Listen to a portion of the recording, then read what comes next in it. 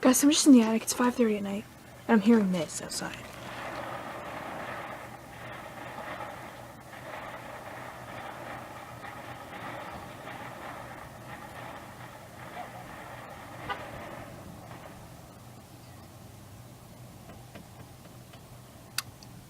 At first I thought, okay, it's just fireworks probably, even though that was a little odd, but that wasn't fireworks, I don't think. I don't know what that was. I don't know why it just stopped.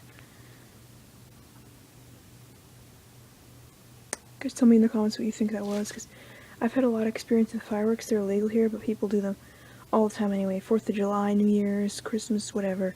They're Memorial Day too. There's always fireworks. I don't know. That did not sound like any firework I've ever heard. Tell me in the comments what the hell you guys think that was. Because I honestly have no idea.